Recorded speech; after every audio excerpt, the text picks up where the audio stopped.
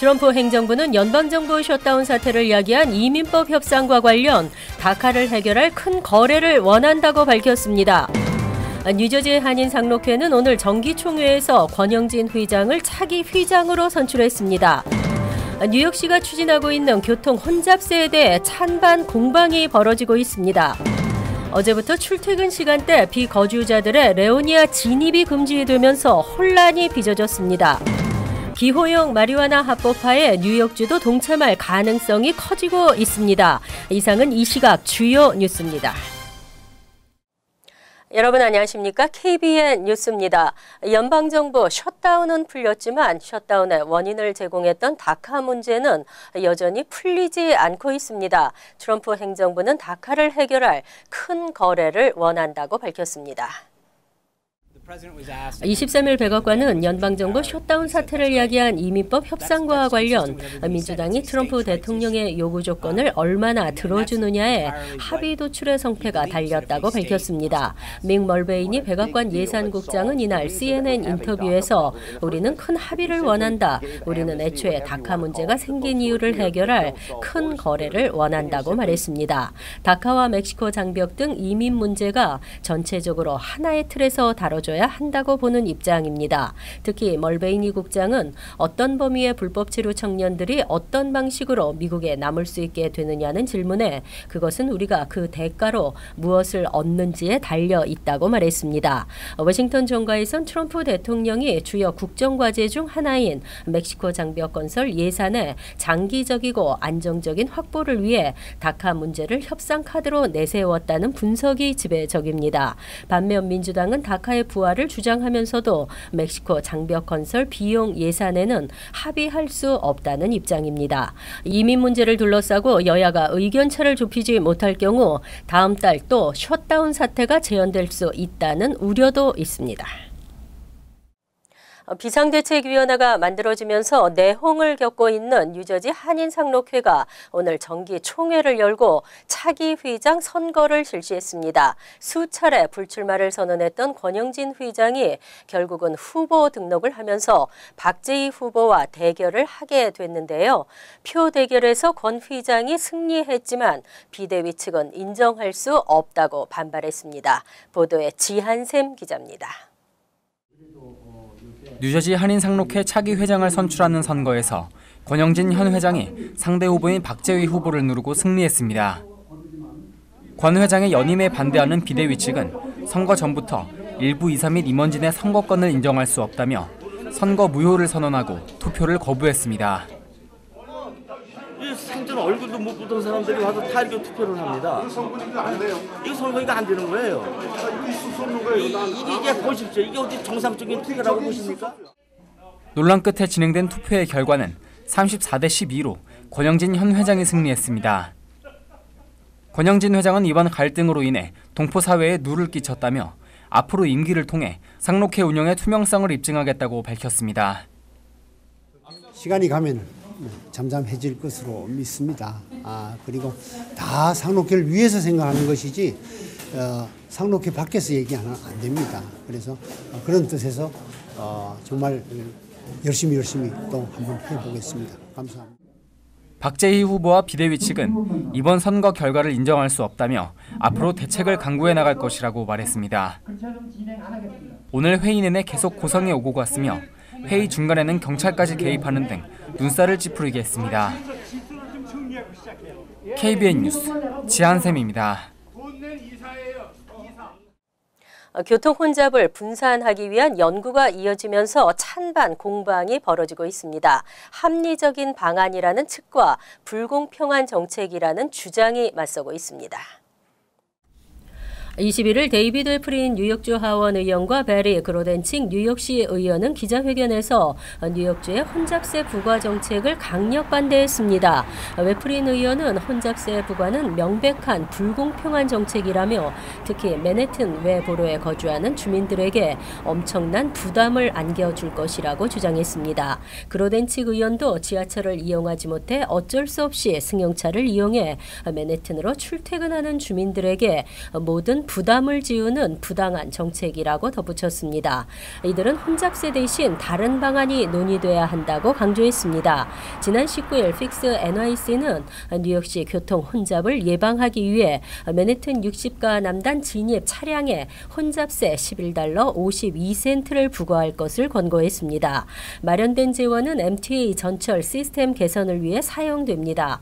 하지만 반대 여론에도 불구하고 혼잡세 부과 방안에 찬성하는 시민들도 많습니다. 라이더스 얼라이언스 등 일부 시민들은 주말 동안 맞불 시위를 통해 혼잡세 정책의 조속적인 시행을 촉구하고 나섰습니다. 이들은 혼잡세는 대중교통 이용을 장려하고 지하철 시스템을 개선할 수 있는 재원도 마련할 수 있는 가장 합리적인 방안이라고 주장했습니다. 혼잡세 방안은 뉴욕주 의회에서 법안이 통과된다면 오는 2020년부터 시행될 예정입니다. 어제부터 출퇴근 시간대 비거주자들의 레오니아 진입이 금지됐습니다. 운전자들의 혼란이 빚어졌습니다. 22일 레오니아 타운 내 60개 로컬 도로에 오전 6시에서 10시, 오후 4시에서 9시 진입금지 표지판이 설치됐습니다. 비거주자 차량 진입 통제 조치가 시행된 것입니다. 이는 조지 워싱턴 브릿지 교통정체를 피하기 위한 우회 차량들이 타운 로컬 도로로 쏟아져 들어오는 문제 때문입니다.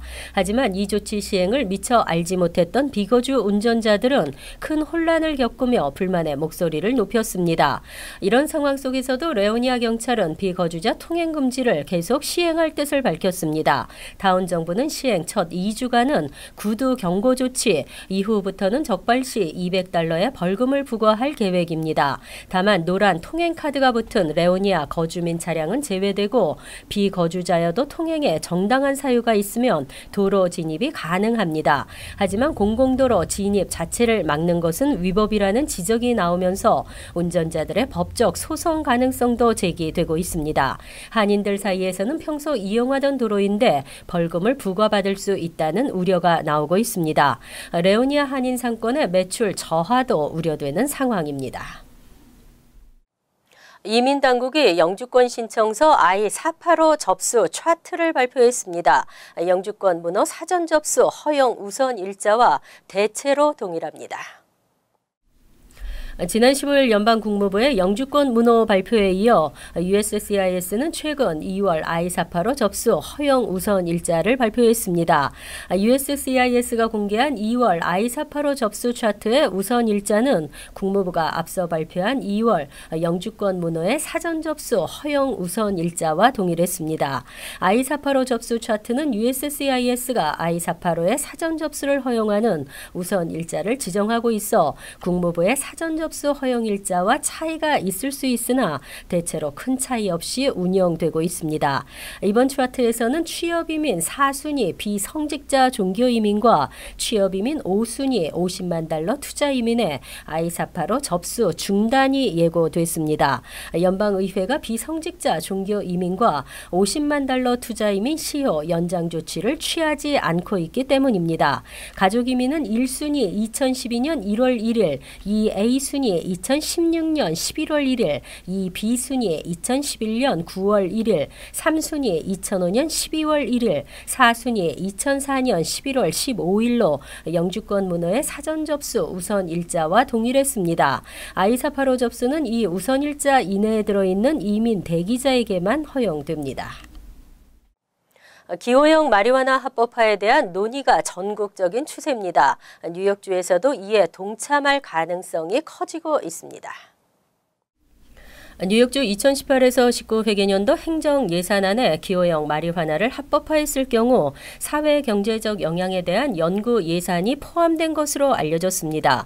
기호형 마리화나의 합법화라는 전국적인 추세에 뉴욕주도 동참할 가능성이 커졌다는 평가입니다. 기호형 마리화나 합법화에 비교적 강경하게 반대 입장을 밝혀왔던 쿠오모 주지사가 최근 전향적인 자세를 보이고 있는 것은 마리화나 합법화에 따른 추가적 세금 세금 수입이 적지 않은 데다 인근의 주들이 대부분 합법화했거나 합법화하는 추세여서 뉴욕주만 불법으로 두는 것은 적합하지 않다는 판단이 작용한 것으로 보입니다. 뉴욕주는 현재 연 44억 달러의 재정 적자를 겪고 있습니다. 기호형 마리화나를 합법화한다면 이 적자 폭을 상당히 줄일 수 있을 것으로 기대되고 있습니다. 또 신임 필 머피 뉴저지 주지사가 기호형 마리화나 합법화 캠페인을 펼치고 있는 점도 영향을 미친 것으로 보입니다.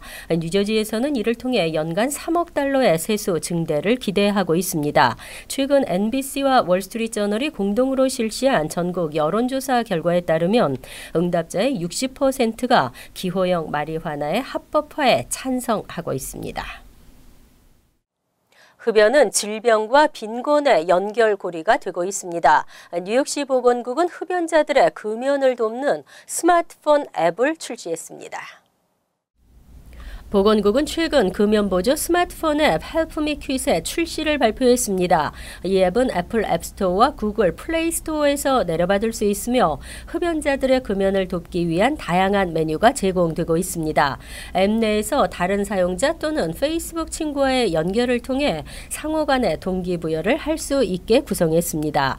또 위치 기반 서비스를 이용해 가까운 흡연 클리닉 센터를 확인할 수 있고 흡연 욕구가 생길 때 관심을 다른 곳으로 돌릴 수 있도록 재미있는 게임도 설정했습니다. 담배 구매를 하지 않으므로 절약되는 금액을 표시해 쌓이도록 했으며 금연 관련 여러 가지 도전을 달성하면 보상 배지 등을 모을 수도 있습니다. 현재 뉴욕시에서는 성인 인구 중 13.1%인 86만 7천여 명, 청소년 인구 중 5.8%인 15,000여 명이 흡연자로 파악되고 있습니다. 그리고 매년 12,000여 명은 흡연과 관련된 이유로 사망하고 있습니다. HWO는 2025년 흡연으로 인한 사망자가 800만 명이 될 것이라며 세계 빈곤 퇴치에도 큰 걸림돌이 된다고 전망했습니다. 부주의 운전이 교통사고를 부르고 사망자 교통사고로 이어지고 있습니다. 뉴저지에서 사망자가 발생하는 교통사고의 주범은 특히 휴대전화 사용으로 나타났습니다. 22일 스타레저 보도에 의하면 뉴저지주에서 사망자가 발생하는 교통사고의 주범은 휴대전화 사용인 것으로 나타났습니다. 2016년 사망자가 발생한 교통사고 570건 중 부주의 운전으로 인한 사고는 217건으로 나타났으며 사망자는 602명으로 전년도보다 40명 늘었습니다. 부주의 운전이란 탑승자와의 대화, 라디오 등 계기판 조작 등으로 운전에 대한 집중력을 떨어뜨리는 것이지만 특히 휴대전화기를 작동하면서 운전하는 것이 가장 큰 원인으로 지적됐습니다. 특히 전국적으로는 부주의 운전으로 인한 사망사고가 줄어드는 추세인데 뉴저지에서는 오히려 급증하고 있습니다. 2015년 통계 기준으로 뉴욕주에서는 160명이 숨졌고 같은 기간 뉴저지에서는 562명이 사망했습니다. 차량 통행량이 급격히 늘어난 탓도 있지만 휴대전화 사용으로 인한 집중력 분산이 이유로 지적됐습니다. 제프리 플린 뉴저지주 경찰 대변인은 부주의 운전은 문자나 전화 통화 외에도 뒷좌석에 앉아있는 아이들과 대화를 하거나 라디오 방송 주파수를 바꾸는 행위, 또 여성의 경우에는 운전 중 화장을 하는 것도 매우 위험한 행동이라고 강조했습니다.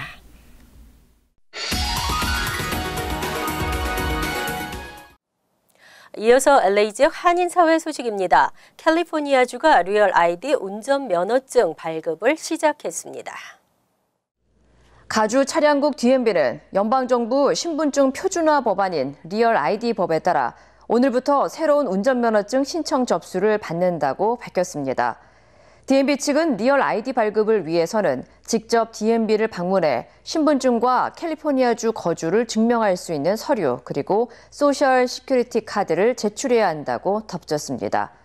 미국 내 항공편을 이용할 경우 오는 2020년 10월 1일까지 기존 캘리포니아 운전면허증이나 신분증이 인정되며 이후부터는 리얼 아이디가 없는 주민들은 반드시 영주권이나 여권을 지참해야 합니다. 한편 리얼 아이디 수수료는 $30인 것으로 알려졌습니다.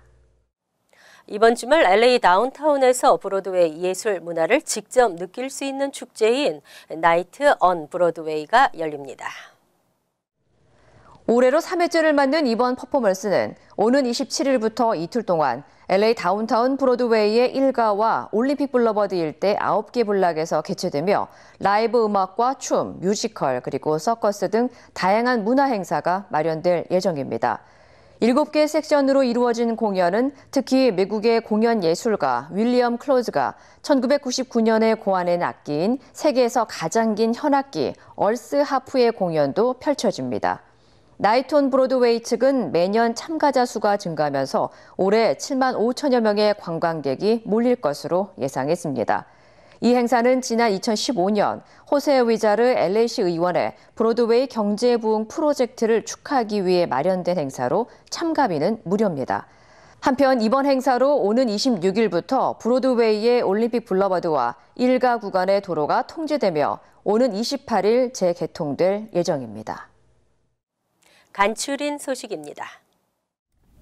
22일 오전 8시 텍사스주 댈러스 남쪽으로 80km 떨어진 마을의 한 고등학교에서 총격 사건이 발생했습니다. 총격은 학교 카페테리아에서 발생했으며 16세 소년이 15세 소녀에게 총을 쏘았습니다.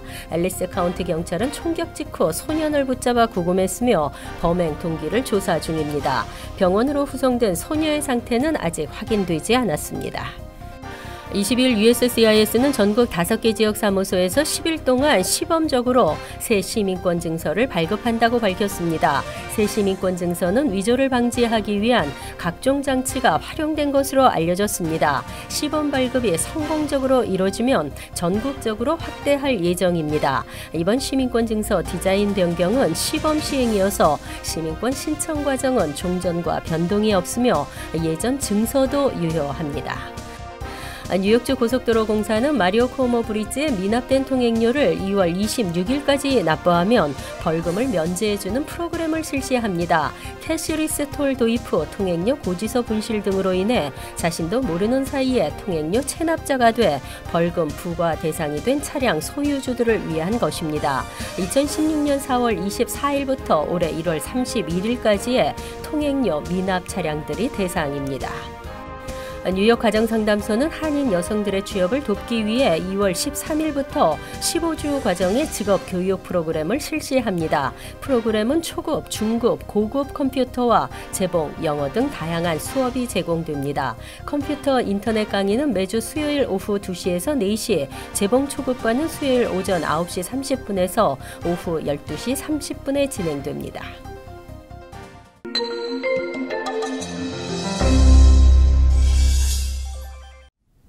KCS 뉴욕 한인봉사센터가 오는 27일 토요일 오전 10시부터 오후 1시까지 시민권 신청 서비스를 합니다. 비용은 무료이며 반드시 사전 예약을 해야 합니다.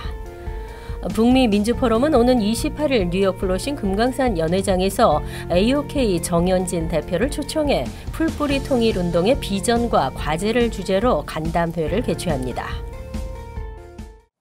환율과 증권 소식입니다.